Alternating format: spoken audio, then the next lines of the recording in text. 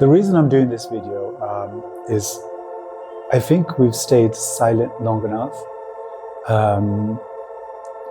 Firstly, it's really hard to compete with the big, massive conglomerates that have come in and changed and bought the yoga scene. They've actually bought the yoga scene, and they've destroyed our livelihoods. I think it's time. I think it's time that we speak about the dark side of yoga.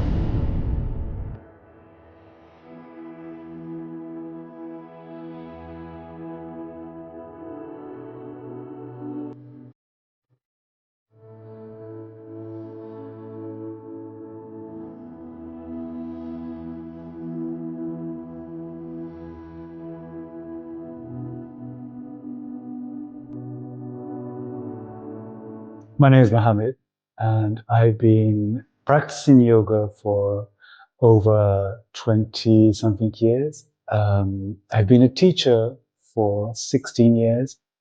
I've taught mainly in Paris. I have a yoga center here, yoga in Paris, a small center in Montmartre, the northern part of Paris. I teach the basic tradition of yoga, classical yoga, which implies learning to move the body inside asana to try to get to a enlightened state of being. That's my journey so far.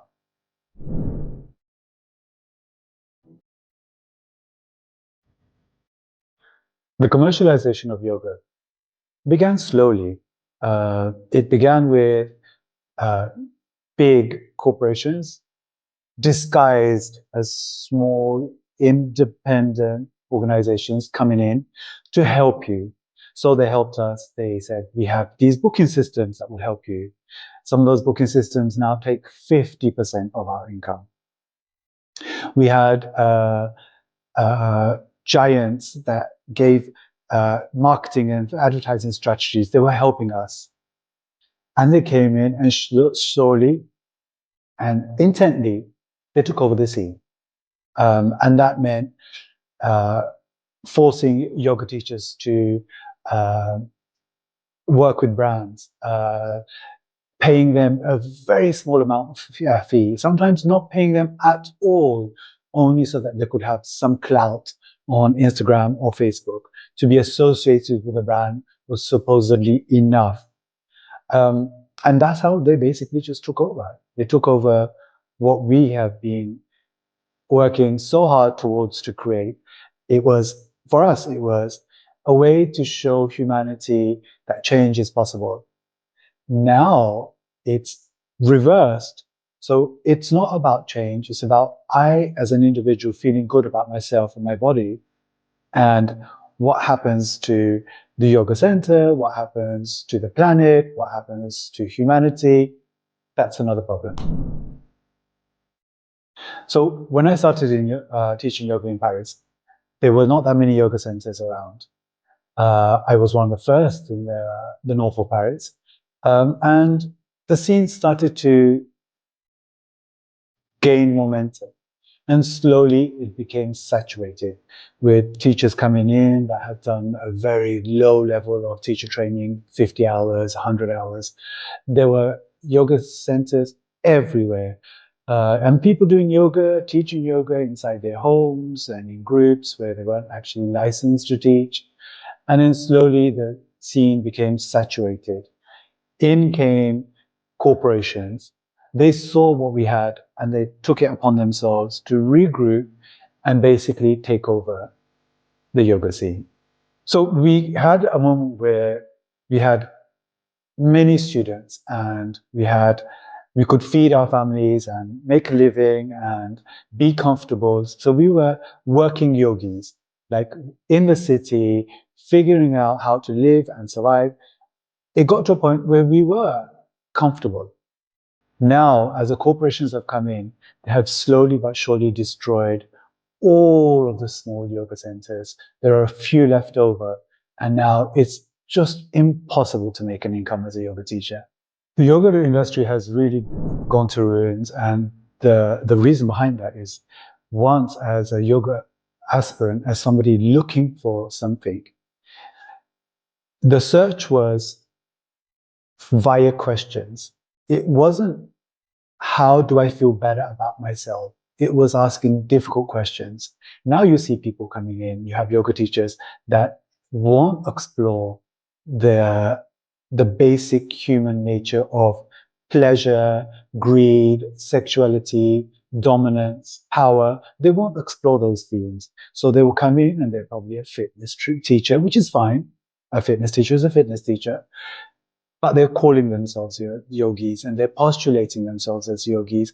You see people with the Yoga Sutras or uh, um, yoga texts on T-shirts and handbags, and you have things like T-shirts that say "Namaste, bitches," and the appropriation of the culture. It's painful to watch. You have people that have done 20 hours or 50 hours of yoga, and suddenly they wear a white turban and a Chloe becomes Durga, and a Toma becomes Shiva something. And it's painful. It's painful to watch because if you're not a Sufi, if you're not a yogi, if you're not from the Aguris, don't postulate yourself like that. Don't take from our culture. Make it what you want, make money from it, and then throw it back to us and try to sell us that version of it because it's not going down well. The current yoga teacher training has gone at once upon a time was you did 300 or 500 hours and you became a yoga teacher. That in itself was problematic because if you go to Southeast Asia, what you see is years and years of people learning to become yoga teachers. And we in the West, we can do it within a month. And now it's not even a month. You can have 20 hours and 50 hours. So what you're doing is putting your health and well-being in the hands of someone that's probably done some Pilates classes or some dance classes or some fitness classes and suddenly has decided to become a yoga teacher. You don't need any prerequisite to train as a yoga teacher. And I think that's very dangerous. These trainings are authorized by one major alliance, and it comes from America, Yoga Alliance. And this has allowed people to fake their certifications. You have yoga centers that have not even started teaching their classes, and already they have a teacher training. You have teachers that have only been formed a few weeks, and they're already teaching other people how to become yoga teachers. And I think that's quite dangerous. The Americanization of yoga, well, that's a huge topic. Yoga was taught in small ways, in small groups. Mostly it was taught from one teacher to their aspirants. It slowly became a 1 hour workout that you did to push yourself to the limits, to sweat. Added to that, suddenly you had t-shirts, branded yoga mats, you have special water bottles, you even have protein bars, you have yoga centers or yoga businesses advertising their yoga classes, and you see small protein bars and a cream that you can apply to make yourself feel better, and a plastic bag with goodies inside. This is a globalization. This is the commercialization. This is come the McDonald's of yoga. Instead, what we have now is a 45-minute or an hour practice where the idea is to sweat as much as you can and get a workout. And sometimes that workout includes rhythmic music, a playlist. It could be in a hot room. It could be yoga with goats, bear yoga. The list is endless. Sexy booty yoga. We're getting to a stage where the essence of the practice is being lost. The essence of the practice is a spiritual essence. And you see this in the classical forms of yoga. And the classical forms of yoga mean asana practice, the physical postures, pranayama, the breathing techniques, drushti, the concentration practices. Those combined together take you to another stage of your evolution. The evolution requires hard work, deep reflection, always heading towards silence, where silence produces inside of you a state of being where everything, every molecule inside of you becomes receptive, and that you begin to understand on a cellular level that we are united with everything that exists around us, that there is no separation. For serious seekers, serious aspirants, it's become hugely difficult to find serious yoga centers. Um, Even the ones that look quite serious, they are massive business, money-making organizations behind them. So sometimes they put a brown person in the front. They put a black person or a fat person inside of their publicity to show you, but what they want is your money. So they're including you not because you are different, not because you have massive questions, not because you're looking for something.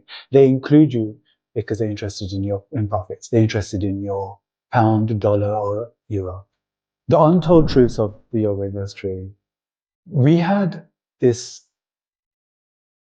system where you explore your basic human needs and you rise above them to have a connection with everything that is around you. Today, that has been reversed. So instead of asking about your basic human needs, you fulfill your basic human needs. You become more ambitious.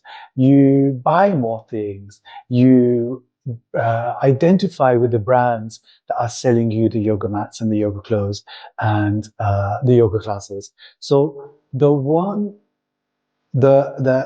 aspirant that was searching for union has now become an individual, a client that is looking for satisfactions of their basic needs. I think this has been the biggest trap in the yoga industry. It's hard even for yoga teachers to try to step out of that, where we're being pushed and pushed towards making profits and filling up our classes. So when you strive to fill up your classes, when you strive to push profits, there are only a few basic techniques.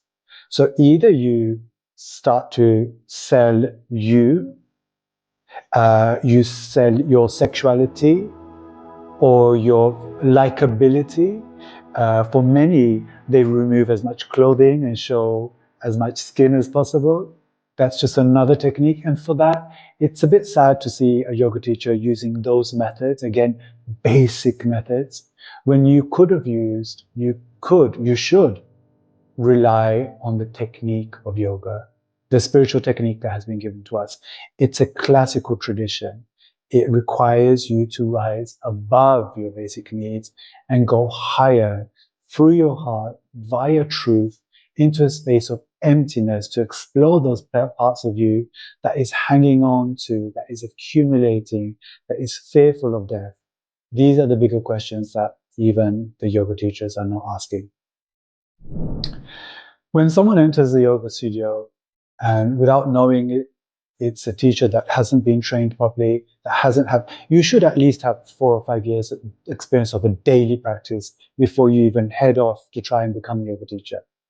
Apart from the anatomy of the body, the physical anatomy of the body, if you can't figure out if the teacher doesn't know how to structure the postures properly, that doesn't know how to work with heart problems, diabetes, schizophrenia, mental disorders, depression, suicidal thoughts, a person can come into a yoga class and have serious implications.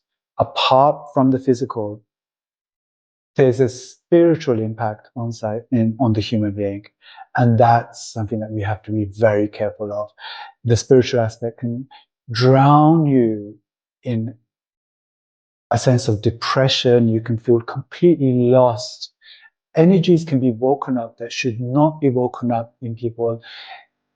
They have to, it's a passage, it's a rite of passage. There's a length of time that happens.